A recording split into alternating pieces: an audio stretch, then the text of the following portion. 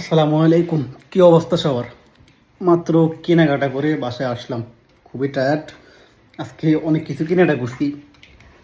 আগে পানিটা খেয়ে নিই।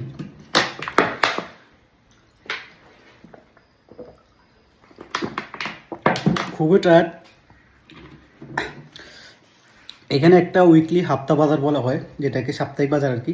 বাজারে ওখানে গেছি আজকে, ওখান থেকে আজকে অনেক কিছু কিনে নিয়ে আসছি। তো আপনাদেরকে দেখে আজকে আমি কী কী কিনলাম। ফার্স্ট অফ অল এখানে কিনলাম হচ্ছে সবুজ মরিচ এবং লাল মরিচ। এগুলো জাল হবে কিনা বলতে পারতেছি না। এবং কিনতে হচ্ছে কিছু আলু, পেঁয়াজ, এদিকে কিছু টমেটো। টমেটোগুলো খুবই ভালো লাগছে, খুবই কালারফুল এবং অনেক ফ্রেশ। এদিকে কিছু ফ্রুটস কিনছি। বাসায় তেল নেই, যার কারণে একটা তেল কিনলাম। আর একটা মরিচের গুঁড়া কিনলাম, হট পেপার, যেটা জাল হবে অনেক আশা করছি। আর এদিকে কিছু আমার ফেভারিট খাবার কিনছি। এদিকে কিনছি কিছু বাদাম, এদিকে কিনছি হচ্ছে কিশমিশ। এই খাবারগুলো আমি বাংলাদেশে একটা প্রচুর খেতাম। এগুলো বাংলাদেশে থাকা অবস্থায় খুব এক্সপেন্সিভ, এখানেও অনেক এক্সপেন্সিভ। বাট বাংলাদেশের সাথে কম্পেয়ার করলে আই থিঙ্ক এই বিষয়গুলো খুব একটা দাম নেয় নাই, এদেশে মোটামুটি রিজনেবল আছে।